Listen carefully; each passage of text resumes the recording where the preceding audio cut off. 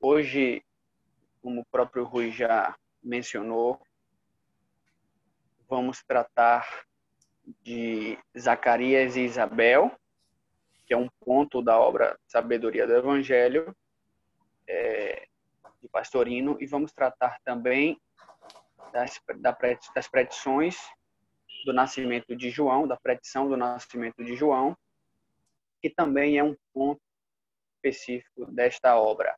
E estes dois subtemas, estes dois itens desta obra, eles guardam conexão entre si, eles são intimamente interligados, quase que o segundo ponto é basicamente uma continuação e também uma materialização do primeiro ponto, né? Funciona como se fosse um aspecto explicativo e exemplificativo do que trataremos no primeiro ponto. Esta é uma obra que podemos dizer que ela não é essencialmente espírita, embora seja uma obra muito rica, que nos traz muitos ensinamentos, nos traz análises importantes sobre aspectos do Evangelho, mas ainda que tenha um cunho espiritualista em muitos aspectos abordados na obra por Pastorino, ela não podemos mencioná-la, a meu sentir, como uma obra essencialmente espírita, no sentido mais literal do termo, porque há alguns aspectos que são discordantes de pontos doutrinários, e tentaremos fazer esta análise aqui, embora em outros aspectos haja concordâncias. Ele nos traz lições e ensinamentos que têm muita relação com a doutrina, que tem muita relação com os ensinamentos que os espíritos nos trouxeram, que Kardec nos trouxe quando da codificação. Enfim, em resumo, é uma obra muito rica. É importante dizer também que determinados pontos da obra e também dos dois itens em específico, esta obra ela traz uma linha com um quê de esotérico, algo neste sentido. Eu tentei ao máximo me apegar aos aspectos doutrinários, embora seja muito difícil não abordar alguns aspectos esotéricos, alguns aspectos espiritualistas, com a visão particular de Pastorino, porque afinal a obra é dele e não podemos fazer análise da obra dele sem mencionar ipsis literis o que ele nos traz como ensinamento. Mas enfim, em resumo, repetindo, é uma obra muito rica, é de bom tom que se leia, porque nos traz muitos ensinamentos.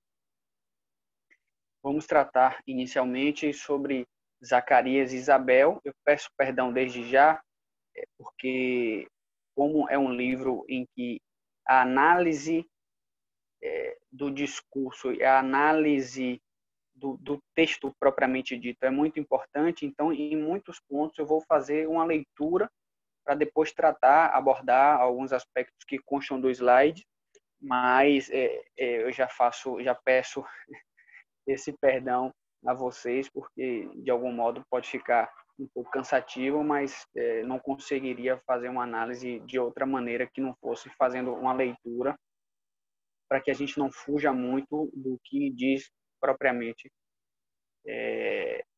Pastorino. Então vamos lá, em Lucas 1, 5, 7, no Evangelho de Lucas, temos aqui: nos dias de Herodes, rei da Judéia, houve um sacerdote chamado Zacarias, da turma de Abia. Sua mulher era descendente de Arão e chamava-se Isabel. Ambos eram justos perante Deus, andando irrepreensíveis em todos os mandamentos e preceitos do Senhor. Não tinham filhos, porquanto Isabel era estéril e ambos estavam em idade avançada. Então, nós acabamos de trazer aqui o que consta do Evangelho de Lucas, ipsis literis. Então, temos aí um fato real, que se passou logo antes da chegada de Jesus a este planeta Terra, logo antes da encarnação de Jesus Cristo aqui no planeta Terra, e foi o nascimento do precursor João, denominado o Batista, o João Batista, cuja ocorrência já havia sido predita por vários médiuns, pelos denominados profetas, no passado, com muita antecedência. Lucas, ele então situa o fato historicamente. Ele apresenta a nós leitores, ele apresenta ao leitor a época em que se deu esse acontecimento, o pai de João, o Batista, o seu nome, a idade, a profissão, a mãe dele, ou seja, ele dá detalhes, inclusive, da filiação. Então, temos que Herodes era o rei da Judéia, foi nomeado pelo Senado em 40 anos antes de Cristo, tomou Jerusalém em 37 antes de Cristo e morreu no ano 4 antes da era cristã. Ou seja, tudo isso, obviamente, se dá, este ponto especificamente aqui se dá antes de Cristo. Quando o sacerdote Zacarias teve a revelação do nascimento de um filho seu, embora já fora das possibilidades humanas. Então, Lucas nos dá toda uma contextualização, embora breve, especificamente neste ponto falando, nos dá uma contextualização do ambiente familiar e do ambiente também social, sociopolítico em que se deram estes fatos. Muitos ensinamentos, contudo, transpareceram dessa narrativa singela, segundo Pastorino.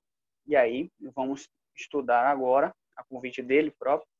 Herodes, o Grande, com toda a sua linhagem, ele não era israelita de raça. Ele era idumeu convertido à religião judaica. Então, Pastorino nos traz aqui uma contextualização do ambiente político, nos aprofundando mais os aspectos sociopolíticos para explicar o contexto. E ele era convertido à religião judaica, Herodes, o Grande. Não fazia parte, pelo sangue, portanto, do povo hebreu. Herodes, ele representa, segundo Pastorino, o homem ainda animalizado, ele representa a força material despótica, que apenas busca o conforto do reino mineral, segundo menciona Pastorino, as sensações físicas do reino vegetal e as emoções do reino animal, preocupando-se somente com a matéria terrena e transitória.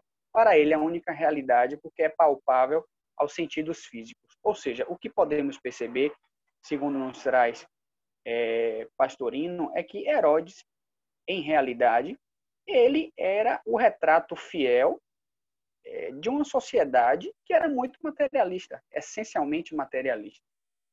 E podemos perceber, se fizermos traçarmos um paralelo entre Herodes e os nossos governantes e todos nós que fazemos parte da nossa sociedade, vamos conseguir perceber que não há uma diferença muito grande, muito significativa entre as características trazidas aqui por Pastorino de Herodes para governantes dos tempos atuais e para a sociedade contemporânea. Então, vocês conseguem perceber aí que não há uma evolução que salte aos olhos no sentido de transformação do governante em si, porque, embora tenha havido, obviamente, uma evolução social, mas ela não se deu, a meu sentir, de uma forma satisfatória, como deseja Jesus Cristo e como Deus deseja para nós. Mas, enfim, aqui é uma análise pessoal, fazendo um paralelo de Herodes com governantes dos tempos atuais, e a gente percebe que, a meu sentir, não há tanta diferença assim.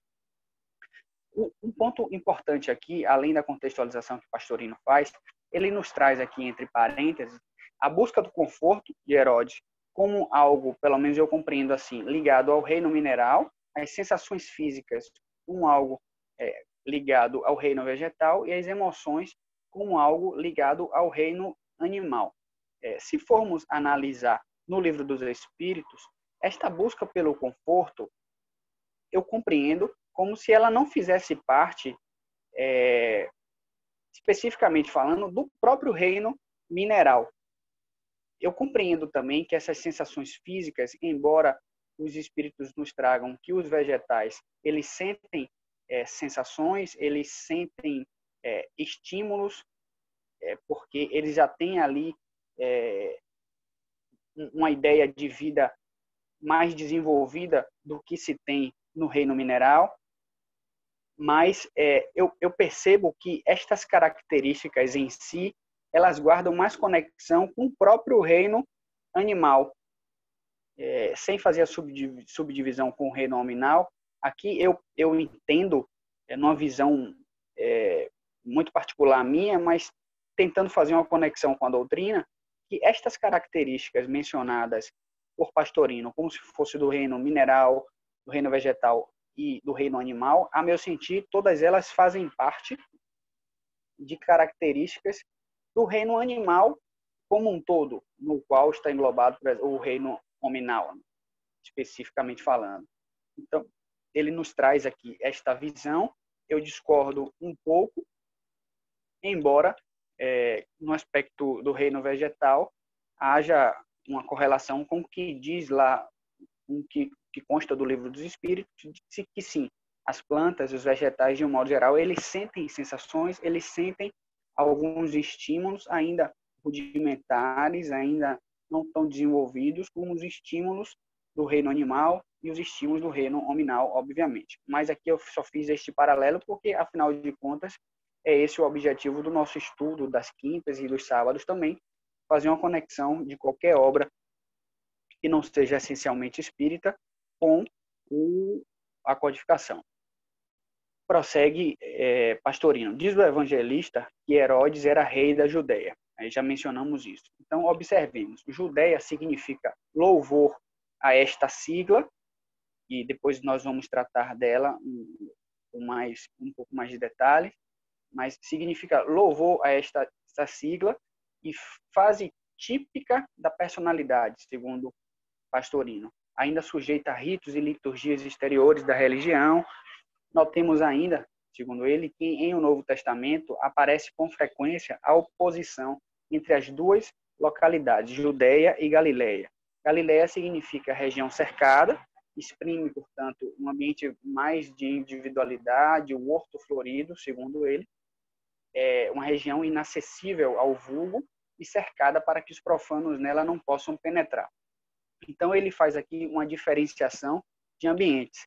Ele traça o ambiente da Judéia como um ambiente mais ligado a aspectos da personalidade e dos personalismos humanos, das ambições humanas e políticas, sociais, e ele faz também uma análise da Galileia como um ambiente mais intimista, um ambiente mais voltado para a individualidade.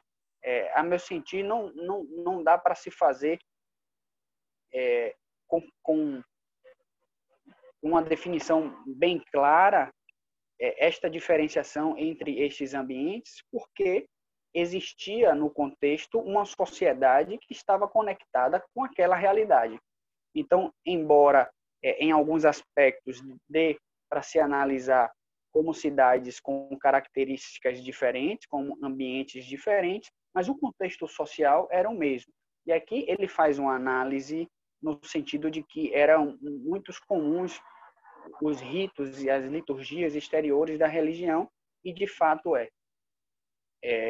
os relatos históricos de que os ambientes religiosos estavam muito voltados a essas liturgias exteriores, inclusive muitas destas demonstrações de fé exteriores eram criticadas pelo próprio Jesus Cristo, porque elas diziam mais respeito ao desejo humano de demonstrar aspectos exteriores e em contrapartida, o ser humano, segundo Jesus Cristo, pouco se voltava a uma transformação interior, a uma interiorização destas emoções para se conectar de forma mais verdadeira com Deus. Então, era um aspecto que Jesus já criticou depois, né? Ou seja, isso aqui foi antes, mas esses aspectos da sociedade quanto à sua conexão com a religião e a prática religiosa, já foi muito criticada também por Jesus Cristo. Sigamos. Slide. Rodrigo, Logicamente, Rodrigo, um Oi, Rui. instante. Quando você quiser que eu passe o slide, por favor, me informe, tá? Perdão, eu estou no slide, vou para o slide 6 agora, Rui. É porque eu estou aqui como se eu estivesse comandando, me esqueci que você pode não acompanhar aí, perdão. Estou no slide 6. Ok, é esse aí, né? Beleza? Isso, beleza. Logicamente, então, prossegue Pastorino, Herodes só podia ser rei, dominador, um déspota da Judéia. Segundo ele, deste ambiente mais voltado para estas relações políticas, para estas relações de ambições políticas e sociais. Isto é, da personalidade inferior, já que só as coisas terrenas e materiais constituíam o seu domínio absoluto. Então, portanto, conseguimos analisar Herodes como um homem do seu tempo, com ambições, com comportamentos, com posturas que eram compatíveis com os comportamentos e posturas adotados à sua época, porque era esta a sociedade na qual ele estava inserido, da qual ele fazia parte. A expressão nos dias de Herodes, então, mencionada lá em Lucas, demonstra-se um simbolismo, no sentido de que, segundo Pastorino, representa um momento em que de uma sociedade preponderantemente materialista, cogitando tão somente os interesses do corpo físico, sensitivo e emocional. Eu faço novamente uma comparação com a nossa sociedade atual. Embora a tecnologia, os aspectos da ciência, os aspectos das relações sociais, de um modo geral, tenham se diferenciado muito, tenham se transformado muito, essencialmente as duas sociedades, a daquela época e a de hoje, elas guardam conexão porque eram sociedades essencialmente, foram e são sociedades essencialmente materialistas, sociedades essencialmente voltadas à matéria e a tudo que a matéria pode proporcionar de gozo, de sensações e de experiências. Então, esta é uma sociedade muito parecida neste aspecto com a nossa. Vamos lá, Rui, por favor, no slide 7. Pronto. Nessa época e neste ambiente, viveu na Terra um sacerdote, que já foi mencionado por Lucas lá, e ele vai desenvolvendo aqui, Pastorino. Por mais baixas que sejam as condições ambientais, pode elevar-se o espírito, tal como o lírio, que pode florescer num pântano. Então, aqui ele faz uma análise de que, mesmo num ambiente hostil, mesmo num ambiente em que não havia maiores possibilidades de existirem pessoas voltadas ao bem, pessoas voltadas aos aspectos mais sublimes, voltadas aos aspectos não tão materialistas como os que vigoravam na época, mesmo nesse ambiente, existiam pessoas que estavam voltadas a uma transformação interior.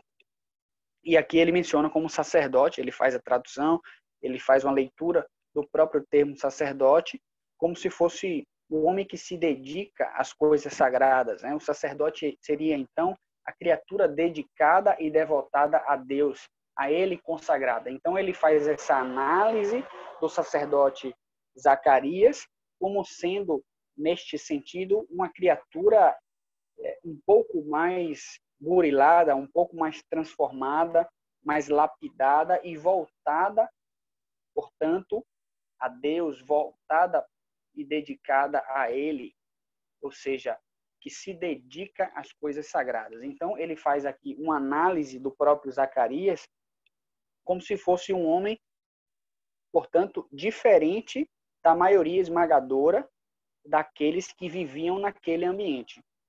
Zacarias, e aí ele traz a análise do que significa o seu nome, seria a lembrança ou a recordação desta sigla que nós vamos mencionar e tratar dela um pouco mais na frente, eu repito, seria o protótipo, segundo Pastorino, Zacarias seria o protótipo do intelecto, e que neste caso está voltado, portanto, às coisas espirituais e divinas, pois se lembra de Deus, tanto que se dedicou às coisas sagradas. Então, ele qualifica, melhor dizendo, Zacarias como se fosse o protótipo do intelecto, e que isto vai se unir, segundo Pastorino, a outro aspecto da intuição de Isabel, e que ele faz esta junção, esta conexão, e que isto vai gerar João Batista.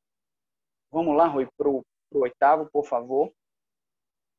Com estas características, tinha forçosamente que procurar ouvir a intuição. Repito, aqui é uma análise muito particular de Pastorino a respeito destas pessoas, destes personagens do Evangelho.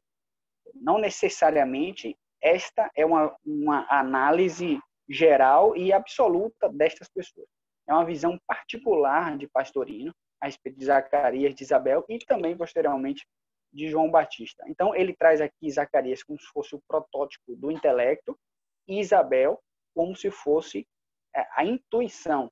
Então, o intelecto, segundo Pastorino, deveria se unir à intuição, como se fosse, neste caso, o nome em hebraico dela seria adoradora de Deus, ou obra desta sigla. Com efeito, a intuição está ligada ao eu superior e divino de cada criatura. Não necessariamente a intuição teria uma conexão com o eu superior e divino de cada criatura. A intuição, se fizermos uma análise espirítico-mediúnica da coisa, seria basicamente uma recepção de mensagens, pode-se dizer assim, uma recepção de mensagem, de sentimentos, e que aquilo é como se fosse uma predição, esta intuição, a meu sentir, na visão espírita do termo, na visão mediúnica do termo. Mas aqui ele faz essa conexão como se fosse a intuição que estivesse ligada ao eu superior, ao divino de cada criatura. Poderíamos também fazer esta análise da intuição como se fosse fazer um paralelo no sentido de que seria aquele sulco que os espíritos nos dizem que existe na nossa consciência como a noção de Deus, da existência de Deus. Aquele sulco, ou seja, aquela marca inscrita na nossa consciência e que nos dá a certeza da existência de Deus, pois somos filhos dele, criaturas. Então, seria aqui, pelo menos é o que eu consigo compreender, esta noção de intuição que nos traz Pastorino, talvez como a noção de Deus, do divino que existe em cada criatura, numa visão espírita, seria essa marca na nossa consciência da existência de Deus como o nosso Criador. Vamos lá, Rui, por favor, no 9. Escreveu o evangelista Lucas que Isabel era descendente de Arão, e devemos analisar isto, e ele faz esta análise. Ora, em nossos dias, nos trata Pastorino, com registros de nascimento, com maiores possibilidades de análise a respeito de nossos ascendentes, raramente conhecemos os nossos ascendentes, embora tenhamos condições mais fartas, possibilidades maiores de conhecer as nossas gerações. E como é que ele conseguiu fazer esta menção com propriedade, questiona Pastorino, no sentido de que Isabel, de fato, era descendente de Arão, ou seja, descendente de alguém de várias gerações anteriores. É uma análise que não dá para se fazer de uma forma concreta, de uma forma sedimentada até. No entanto, nos traz a seguinte ideia, de que seria uma simbologia no sentido de que o tempo efetivamente transcorrido entre Arão e Isabel era de basicamente 1.500 anos, ou seja, seria difícil fazer uma relação concreta de análise de descendência aí, e por esta razão, se hoje isto é impossível, basicamente analisar nossa sexta, nossa sétima geração com informações muito precisas, naquela época seria ainda mais difícil, obviamente. Como poderia ser feito este controle? Questiona Pastorino. Onde concluímos, portanto, que no caso existe tudo isso, uma alegoria, um símbolo, uma simbologia. Arão significa, portanto, o iluminado. Então, isso quer dizer que Isabel, que seria a intuição, segundo Pastorino, já se encontrava iluminada pela luz do Eu Supremo, da centelha divina. Neste aspecto, a expressão centelha divina, a meu ver aqui, Pastorino quer se referir, obviamente, a Deus, como ser que ilumina, como Criador. Mas se formos fazer análise do termo centelha divina, uma análise espirítica deste termo, centelha divina refere-se a espírito, quando desencarnado, ou alma como encarnada. Então, portanto, não podemos analisar aqui este termo centelha divina como se fosse espírito. Ele menciona este termo, mas ele faz uma relação, a meu sentir, deste termo com o divino, como o Criador, como aquele que nos cria, o nosso Pai. Mas este termo, para a doutrina espírita, centelha divina, diz respeito a espírito, ou alma, se o espírito estiver encarnado. Então, são coisas diferentes aqui.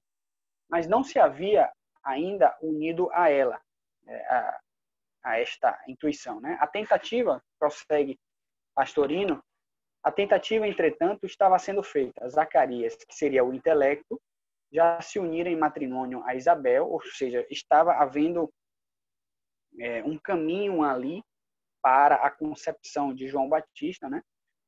O intelecto já se unira em matrimônio a Isabel, que seria, segundo Pastorino, a intuição, na busca intensa dessa união com o eu superior. Prossegue, nos diz Pastorino, prossegue o evangelista Lucas. Ambos eram justos perante Deus, andando irrepreensíveis em todos os mandamentos e preceitos do Senhor, excluindo por omissão os preceitos dos homens, obviamente, exprimindo assim que viviam mais na individualidade do que na personalidade. Então, ele faz uma análise baseado no que Lucas disse a respeito de Zacarias e de Isabel, atribuindo a eles qualidades que eram distintas da maioria esmagadora do tecido social da época. Eram pessoas mais voltadas para os preceitos divinos, mais voltadas para os aspectos da transformação humana mesmo, da evolução humana, no sentido de uma conexão maior com o divino.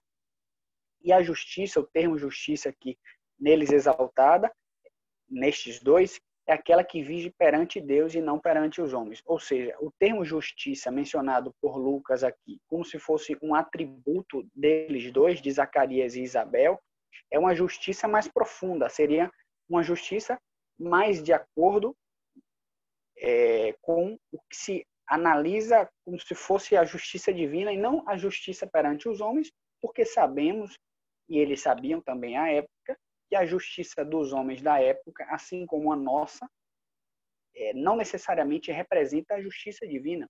Muito pelo contrário, em muitos aspectos, se distancia demais do que daquilo que apregoa a justiça divina.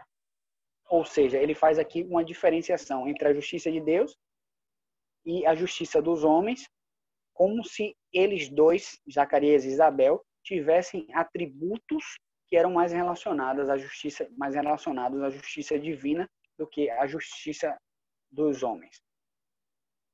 Vamos para o outro, Rui, por favor. Vem a seguir um versículo interessante. E não tinham filhos porque Isabel era estéril e ambos estavam em idade avançada. Humanamente, um fato natural, embora tivesse que ser dividido em duas partes.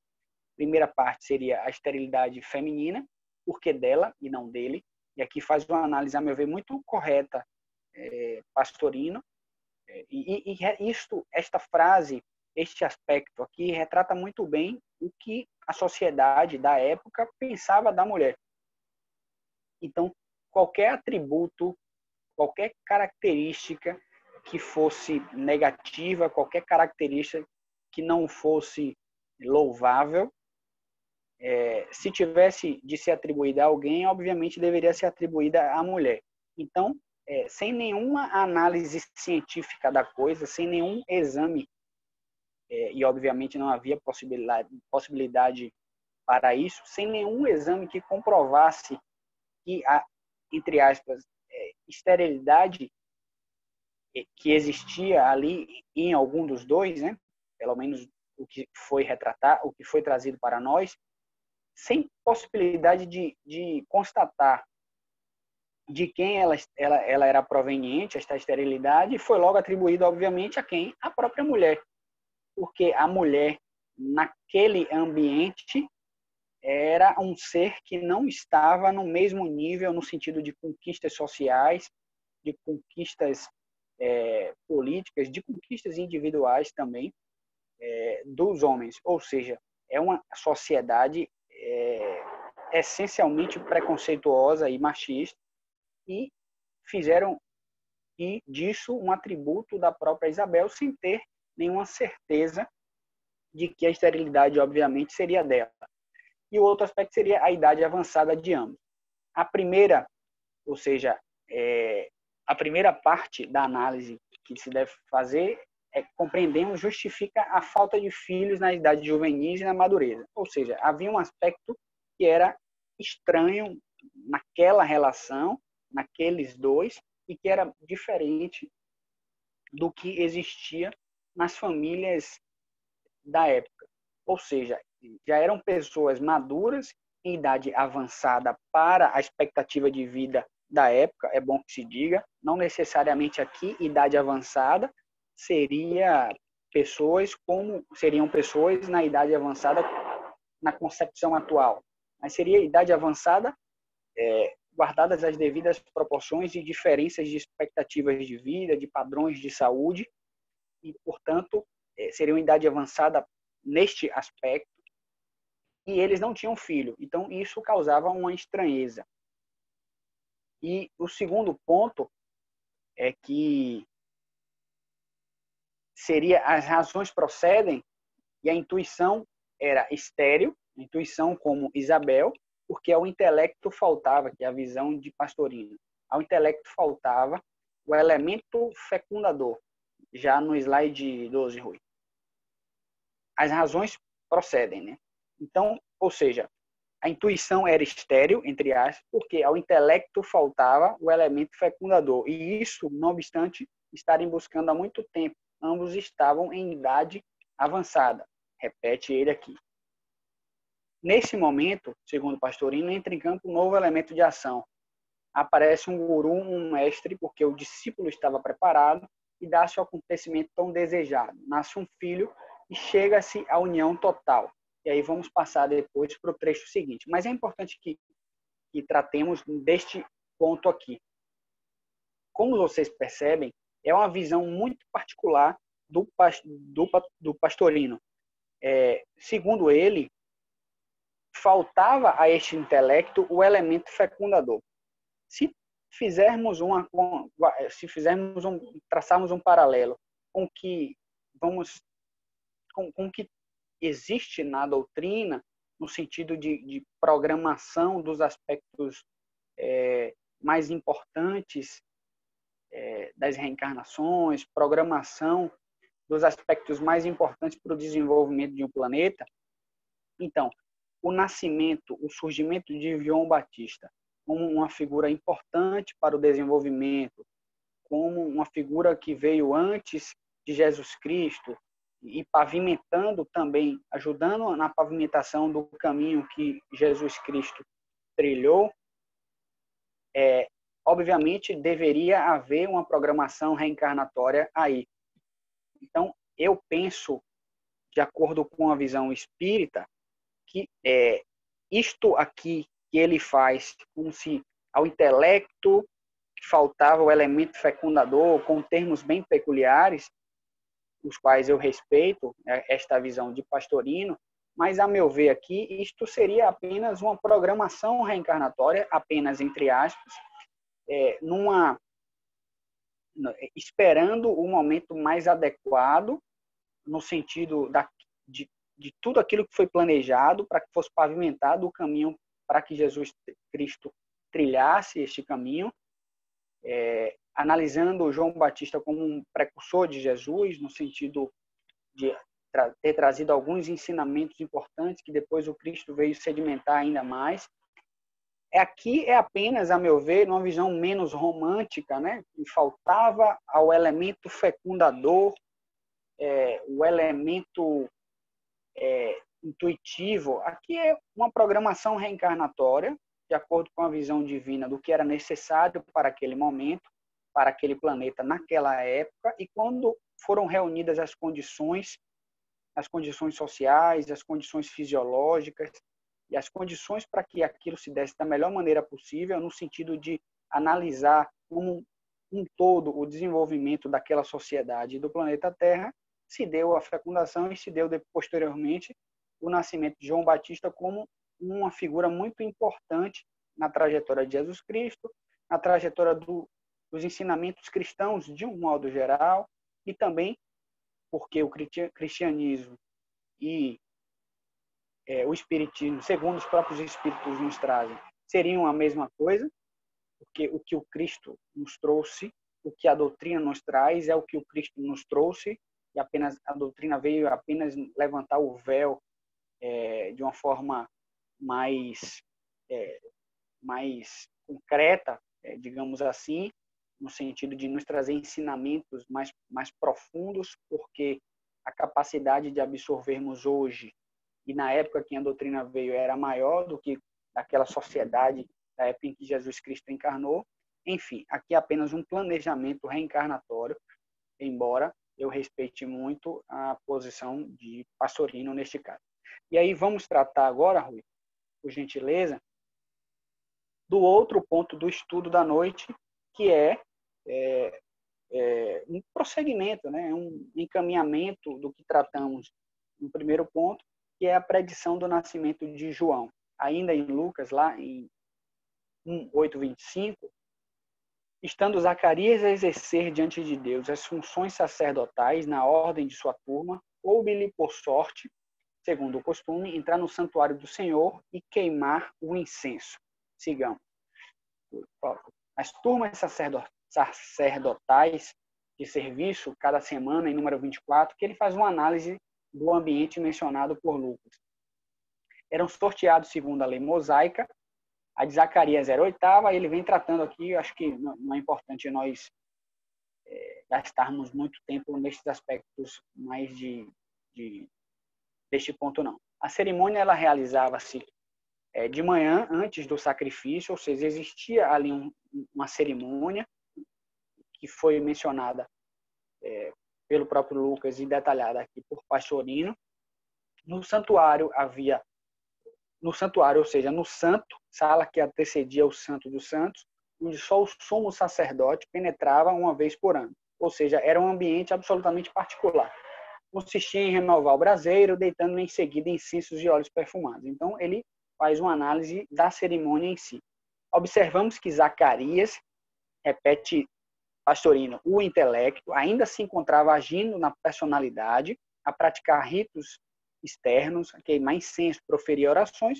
Obviamente, ele fazia parte de um grupamento religioso e que tinha aquelas características, que praticava aqueles rituais, aqueles ritos, proferiam orações verbais, ou seja, Zacarias fazia parte daquele ambiente, embora tivesse qualidades que o distinguiam da maioria daquelas pessoas. Mas, mesmo assim, ele estava inserido naquele ambiente de observar liturgias. Isso no recito anterior ao Santo dos Santos, que é, segundo o Pastorino, o santuário mais íntimo, o coração, onde só os sumos sacerdotes ou seres realizados podem penetrar.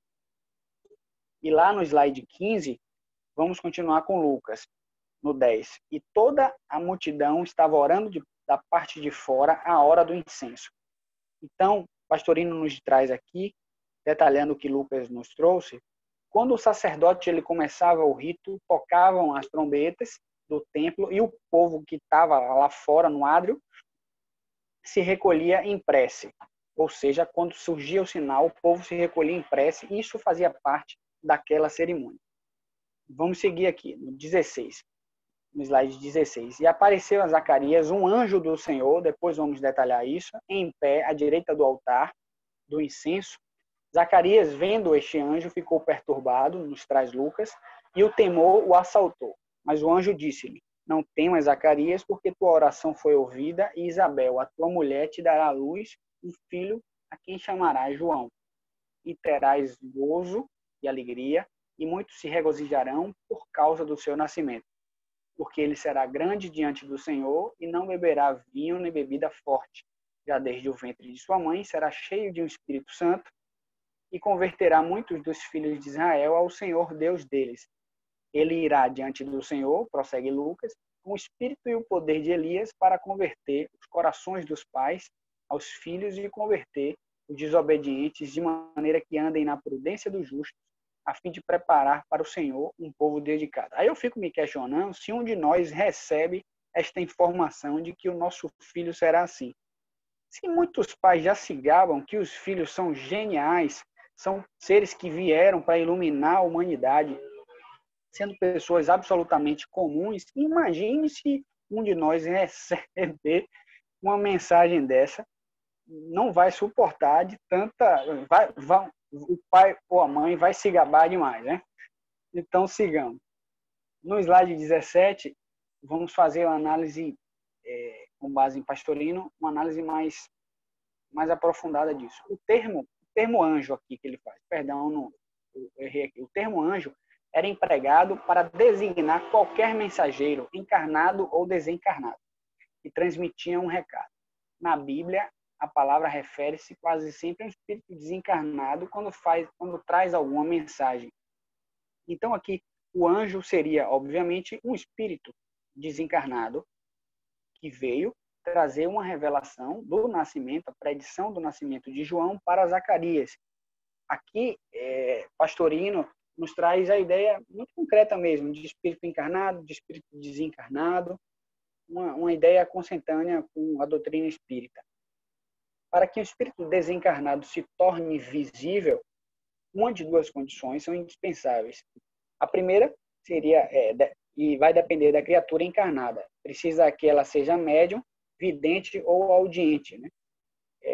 Neste caso, não necessariamente para ser, se for audiente, mas não para ser visível, mas para ele conseguir ouvir o espírito, né? Mas, enfim, ele traz uma análise aqui de que aquele espírito, para que ele se tornasse visível, deveria haver uma das seguintes condições. Uma é que o próprio Zacarias fosse médium, e aí ele conseguisse perceber aquele espírito, um médium vidente. E a segunda condição seria que houvesse uma materialização daquele espírito. Ou seja, seria preciso que o espírito se materializasse para que ele aparecesse sem que Zacarias fosse médium. Ou seja, para que Zacarias percebesse aquele espírito ali, ou ele deveria ser médium vidente e ver o espírito, ou se ele não fosse médium vidente, o espírito deveria estar, obviamente, materializado e visível. Porque sabemos, do ponto de vista, no aspecto do estudo da materialização propriamente dita, não é toda materialização de espírito que é visível. A materialização ela pode ser visível ou invisível, ela pode ser tangível ou intangível. Isso está lá no estudo de Aksakov que a gente faz no grupo 2. E o espírito que apareceu tem o nome de Gabriel, né? O anjo Gabriel, o espírito Gabriel. O nascimento de João, o Batista, trará alegria ao casal, pelo término da esterilidade, obviamente, e para aquela sociedade, para aquele ambiente, era considerado um castigo entre os judeus, mas essa felicidade ela se estenderá a muito mais gente, muitas outras pessoas. Isso porque João será grande aos olhos de Deus. Não tão grande, obviamente, como Jesus, mas ajudou na pavimentação, preparou o ambiente, preparou o terreno para que Jesus produzisse os seus frutos que foram fundamentais para o desenvolvimento daquela sociedade. Então, percebemos aqui que João do Batista não é uma figura qualquer, é um espírito iluminado, é um espírito que, obviamente, não chegou ao nível máximo de evolução espiritual, mas era grande aos olhos de Deus, ou seja, não era um espírito num nível crístico, como Jesus Cristo, mas era um espírito grande aos olhos de Deus, que tinha muitas qualidades e que ajudou no desenvolvimento daquela sociedade de um modo geral. Prossegue Pastorino. Não beberá jamais vinho nem bebidas fortes, fermentadas, segundo ele, o que revela que João será nazireu ou nazareno, por conta desta característica do consumo do vinho, nem bebidas fortes. E embora nada se diga no Evangelho, também não poderá cortar os cabelos. Aqui é uma análise que nos traz a respeito da sua característica física. Eram estas as condições do nazireato. O nazireu era um homem que fazia um voto especial consagrando-se a Deus. Então aí há uma conexão íntima com Jesus Cristo, João com Jesus, João Batista com Jesus. Prosseguindo em nosso trecho, verificamos, portanto, que o anjo ou espírito Gabriel, espírito desencarnado, afirmou a Zacarias que João é um espírito já santificado. Este já santificado não seria aqui o espírito que chegou ao nível máximo de evolução, porque, obviamente, João não era o Cristo, mas era um espírito já desenvolvido, já à frente do nível médio, muito à frente do nível médio daquela sociedade, mesmo antes de nascer. Após dar-se a concepção, ainda no ventre materno, ele, o homem, estará cheio, vivificado por um espírito que é santo. Note aqui, nos alerta Pastorino, que não é o Espírito Santo, mas um Espírito Santo. Ou seja, ele seria um dentre os espíritos que eram desenvolvidos, evoluídos, mas não no nível crístico ainda, mas que era uma figura muito desenvolvida, uma figura muito importante que tinha alcançado um status de evolução espiritual muito considerável, muito respeitável. Então, esse Espírito Santo que se encarnará em Isabel terá a gloriosa missão, preparar as criaturas para a conversão, e foi isto que aconteceu, em proporções, obviamente, muito menores do que as proporções trazidas pelo Cristo de transformação social, mas ele auxiliou na conversão de criaturas daquela sociedade. As palavras usadas no Evangelho de Lucas repetem as da profecia de Malaquias. Ele faz esta menção lá em 3:23. A frase seguinte, seguindo a análise, é digna de nota. Está lá em Lucas. Converterá muitos dos filhos de Israel ao Senhor Deus deles, isto é, ao Deus particular do povo israelita, que era a sigla YHWH, o mesmo espírito que Jesus. Quando vamos analisar esta sigla aqui, que seria um tetragrama, quando analisamos este ponto aqui, Pastorino nos traz como se fosse o mesmo espírito que Jesus. Mas não necessariamente é assim. Esse tetragrama, muitas vezes, na maioria das vezes, para os diferentes segmentos religiosos, este tetragrama aqui representa a própria divindade. Então, isto aqui, a meu sentir, é uma visão particular de Pastorino, atribuindo isto aqui ao mesmo espírito que Jesus, como se fosse o Deus dele. Há uma visão particular do que significa esta sigla do tetragrama, e que, para a maioria dos segmentos religiosos, isto aqui seria Deus. E sabemos, obviamente, que Deus não é Jesus Cristo. Deus é o nosso Criador e Jesus Cristo, como todos nós, é Filho de Deus.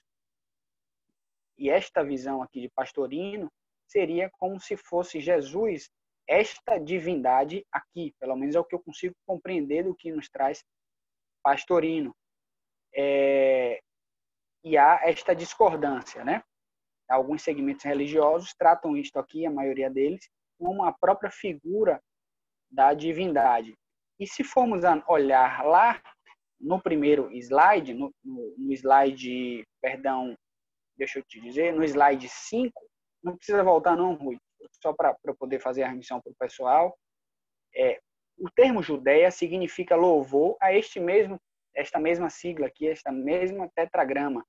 Ou seja, se Judéia significa louvor a algo, e a Judéia existia antes de Jesus naquele ambiente, não faz sentido, a meu ver, que isto aqui, esta mesma sigla, seja o mesmo espírito que Jesus. É este o ponto que eu trago aqui. No sentido literal, nos traz Pastorino, não há sofisma que permita escapar da conclusão de que João Batista era a encarnação de Elias, e isto, obviamente, é consentâneo com o próprio Evangelho e com o que nos traz a doutrina espírita, com o que nos trazem os ensinamentos do Evangelho também segundo o Espiritismo. Prossigamos aqui em Lucas. Perguntou Zacarias ao anjo: como terei certeza disso, porque eu sou velho e minha mulher já é de idade avançada? Respondeu-lhe o anjo: eu sou Gabriel, que assisto diante de Deus e fui enviado a falar-te e trazer-te boas notícias. E tu ficarás mudo e não poderás falar até o dia em que estas coisas acontecerem, porque não deste crédito às minhas palavras, que a seu tempo se cumprirão. O povo estava esperando Zacarias e maravilhava-se enquanto ele demorava no santuário. Quando ele saiu, não lhes podia falar, e perceberam que tiveram uma visão no santuário. E ele lhes fazia acenos e continuava mudo. Cumpridos os dias de seu ministério, retirou-se para sua casa. Depois desses dias, Isabel, sua mulher, concebeu e ocultou-se por 5 meses, dizendo: assim me fez o Senhor nos dias em que pôs os olhos sobre mim para acabar com o meu opróbrio entre os homens. Então, aqui, eram tão grandes, prossegue Pastorino, as promessas feitas a Zacarias, né? Era tão material, né? Tão concreta aquela profecia, que ele pede a um anjo um sinal, uma prova, ele pede ao Espírito uma prova. Isso é bem típico nosso também, né? A gente adora também pedir aos Espíritos provas, sinais, informações do que acontecerá nas nossas vidas, né? E da bondade deles também. Já outros profetas anteriormente tinham agido assim: Abraão, Gideão, Ezequias, tal como ocorreu com Zacarias, todos eles foram, obviamente, atendidos, né? Mas é importante que se diga, havia ali 2 provas a respeito daquele espírito, daquela predição. O espírito, ele apresenta as suas credenciais, ou seja, ele vem dizer com propriedade o nível no qual ele estava, de elevação espiritual. E a segunda prova, a mudez proposital, ou seja, o espírito estabelece a mudez no próprio Zacarias. A meu ver aqui, também pode ser, além de um aspecto probatório da capacidade do espírito, pode ser também a percepção de que o indivíduo não suportaria conviver com aquela predição sem dizer, pelo menos naquele ambiente ali mais propício que ele, para que ele dissesse aquela predição, naquele povo te cercando, o povo todo te vangloriando, te elogiando. Então, havia um ambiente para que ele pudesse cair na tentação e dizer, pelo menos a análise que eu faço, e aí ele estabelece a mudez no próprio Zacarias, no sentido de que é importante que você não diga, e como eu não tenho certeza que você não vai falhar neste ponto, estabeleço a mudez em você propositalmente, esta mudez temporária.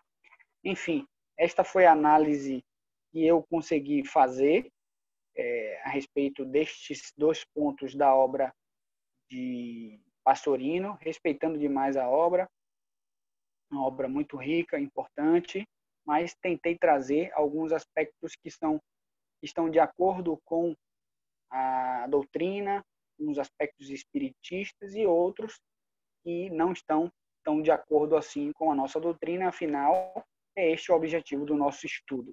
Eu agradeço a todos e todas.